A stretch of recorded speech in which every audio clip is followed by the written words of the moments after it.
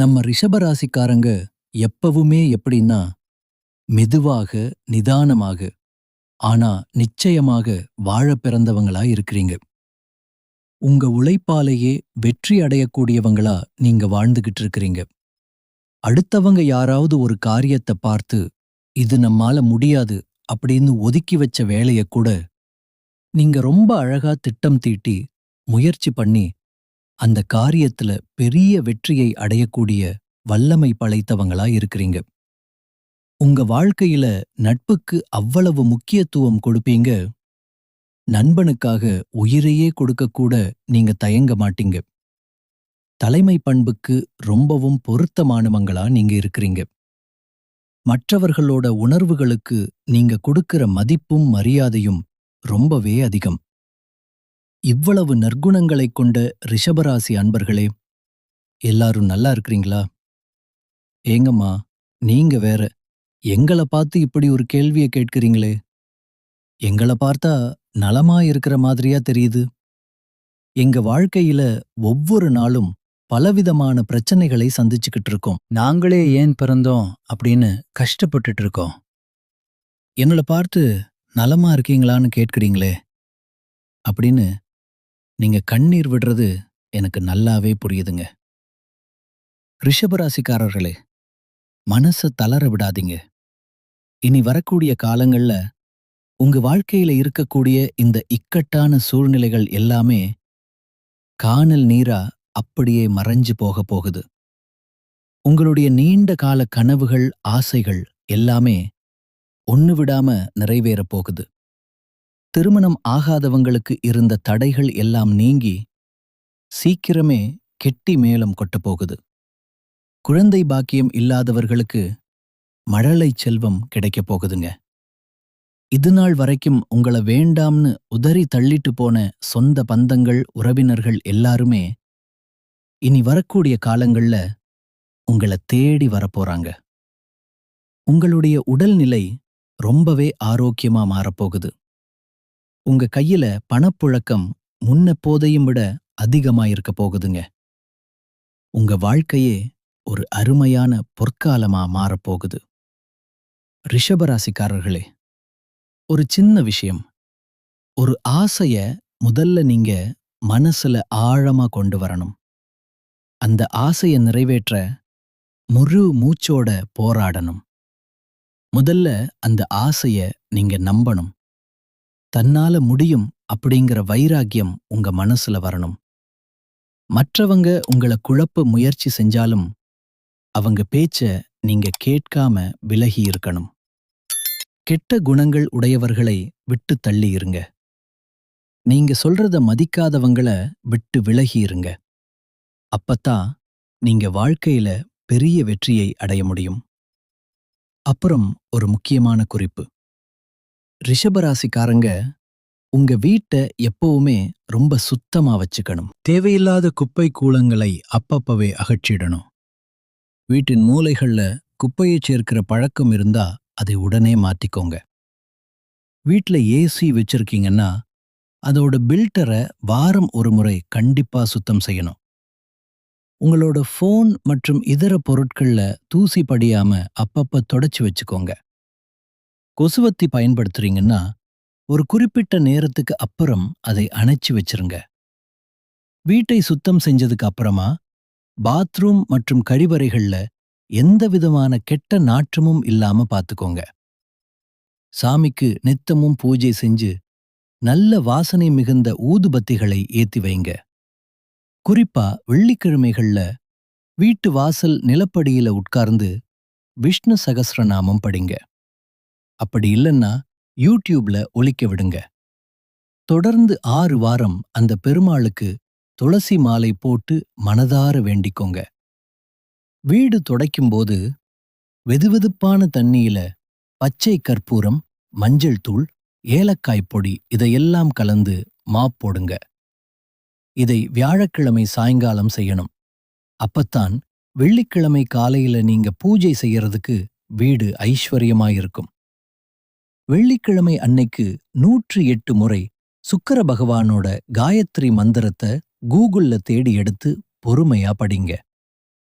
உங்க வீட்ல ஒரு துளசி செடி கண்டிப்பா வைங்க. இது வீட்ல இருக்கிற கெட்ட சக்திகளை விரட்டும்.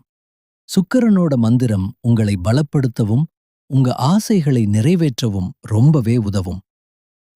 கண் திருஷ்டி, எதிரிகள் தொல்லை, கோர்ட் கேஸ் பிரச்சனைகள், போலீஸ் ஸ்டேஷன் சம்பந்தமான விஷயங்கள் இதெல்லாம் உங்களை விட்டு விலகணும்னா, ஓம் ஸ்ரீ முருகா நமக அப்படிங்கிற மந்திரத்தை 108 முறை சொல்லிக்கிட்டே வாங்க. நிச்சயமா உங்க கஷ்டங்கள் எல்லாம் காணாம போயிரும். மனச எப்பவுமே சுத்தமா வச்சுக்கோங்க. வீட்ல தினமும் ஒரு நெய் தீபமாவது ஏத்துங்க. வீட்டை இருட்டா விடாதீங்க. எப்பவும் வீட்ல ஒரு நறுமணம் இருந்துகிட்டே இருக்கணும். இல்லை அப்படிங்கிற வார்த்தைய அதிகமா பயன்படுத்தாதீங்க. கெட்ட வார்த்தைகளை பேசுறத சுத்தமா தவிர்த்திடுங்க. இது உங்க வாழ்க்கைக்கு ரொம்ப நல்லது. உங்களுக்கு கடுமையான தோஷங்கள் இருக்குன்னு நினைச்சாலோ, செய்வினை கோளாறுகள், தொழில்ல நஷ்டம், குடும்பத்துல தீராத சிரமம் இருந்தாலோ, ஒரு பசுமாட்டையும் கன்றுக்குட்டியையும் உங்க வீட்டுக்கு கூட்டிட்டு வந்து வீட்டு மத்திய பகுதியில நிறுத்தி அந்த பசுவுக்கு பூஜை செய்யுங்க. பசுவுக்கு மஞ்சள் தடவி, குங்குமம் வச்சு, புதுப்புடவை சாத்தி மாலை போடுங்க. ஒரு வாழை இலையில பச்சரிசி, வெல்லம், வாழைப்பழம் கலந்து அந்த பசுவுக்கு கொடுங்க. தீப தூபங்கள் காட்டி நமஸ்காரம் செய்யுங்க. நீங்க அபார்ட்மெண்ட்ல இருந்தா வீட்டு வாசல்ல கூட இந்த பூஜையை செய்யலாம். வாரத்துக்கு ஒரு முறையாவது வீட்ல சாம்பிராணி தூபம் காட்டுறது உங்க குடும்பத்துக்கு ரொம்ப நல்லது. இது வீட்ல தேங்கி இருக்கிற கெட்ட சக்திகளை நிச்சயமா விரட்டி அடிக்கும். உங்க வாழ்க்கையே அருமையான வாழ்க்கையாக மாறும். இனி வர்ற காலத்துல உங்களுக்கு நல்லது மட்டும்தான் நடக்கும். கெட்டதுங்கிற பேச்சுக்கே இடமில்ல. ரிஷபராசிக்காரர்களே, உங்க வாழ்க்கையில கண் திருஷ்டி வராம இருக்க சில விஷயங்களை கடைபிடிக்கணும். வீட்ல நல்லெண்ணெய் விளக்கு தினமும் சாயங்காலம் ஏத்துங்க. சிவப்பு நிற ஆடைகளை அதிகமா பயன்படுத்துங்க. செவ்வாய்க்கிழமை தவறாம முருகப்பெருமானை வழிபாடு செய்யுங்க. தினமும் வெளியில கிளம்புறதுக்கு முன்னாடி நெற்றியில கொஞ்சமா குங்குமம் வச்சுட்டு போங்க. வாரத்துக்கு ஒரு முறை கடுகு, உப்பு வச்சு திருஷ்டி சுத்தி போடுங்க. வீட்டு வாசல்ல திருஷ்டி பொம்மை தொங்க விடுங்க. வீட்ல வேப்பிலை மாலை வச்சுக்கோங்க. உங்க புகழை நீங்களே வெளியில அதிகம் பேசாம மௌனமாயிருங்க. மனசுல பட்டத உடனே சொல்லாம கொஞ்சம் நிதானமாயிருங்க. செவ்வாய்க்கிழமைகள்ல அசைவம் சாப்பிடுறதை தவிர்க்கிறது ரொம்பவே நல்லது. எறும்புகளுக்கும் மற்ற உயிரினங்களுக்கும் உணவு தானமா கொடுங்க. வாரத்துக்கு ஒரு தடவையாவது முருகர் கோயிலுக்கு போயிட்டு வாங்க. தினமும் காலையில ஓம் சரவணபவ மந்திரத்தை 108 முறை சொல்லுங்க. கோபம் வந்துச்சுன்னா அமைதியாயிருங்க. உடைந்த கண்ணாடி, பழைய தேவையற்ற பொருட்களை வீட்ல இருந்து உடனே அகற்றிடுங்க. தூக்கத்தை மட்டும் குறைச்சிக்காதீங்க. நேரத்துக்கு சாப்பிடுங்க, நேரத்துக்கு தூங்குங்க. திங்கள் அல்லது செவ்வாய்க்கிழமைகள்ல பச்சை பயிறு சுண்டல் செஞ்சு ஏழை எளியவர்களுக்கு தானமா கொடுங்க. வாரத்துக்கு ஒரு முறையாவது பொன்னாங்கண்ணி கீரையை உணவுல சேர்த்துக்கோங்க. இதையெல்லாம் செஞ்சாலே உங்க மேல கண் திருஷ்டி வரவே வராதுங்க.